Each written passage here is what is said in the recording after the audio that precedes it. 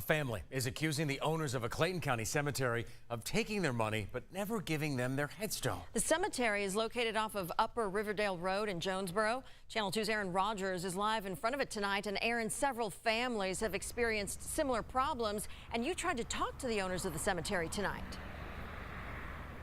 I did, Wendy, and that's why I'm standing here outside of the cemetery, because when I tried to ask them questions, they wouldn't answer, and then they told me to get off their property. But those families, they say they were upcharged and they continued paying, but they still do not have a headstone on those grave sites.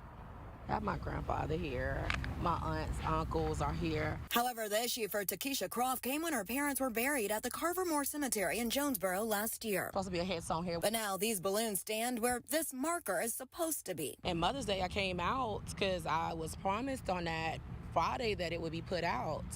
Got here, it wasn't there. She gave me this invoice for nearly $2,800 from Atlanta Memorial Depot, which is also owned by the cemetery's new owner, Herbert Moore. These bank statements of hers show she paid in full for the marker. This is extra stress that I don't need. Her mother died in January and her father in October, and she says it's been an issue since then. We've already suffered enough. We lost 2 parents within 8 months of each other. I tried to ask the owner the reason for the holdup. They want to know what happened to their plot. They paid the money. But he and his wife rolled up their windows and drove off.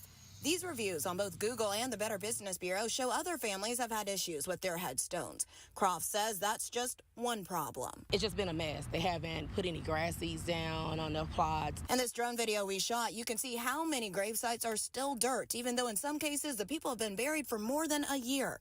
We also saw a tomb tucked at the back of the parking lot and lots of markers and the grass piled on concrete, even tossed behind this tarp. The other people that I don't know out here that I'm advocating for, you got to make this right.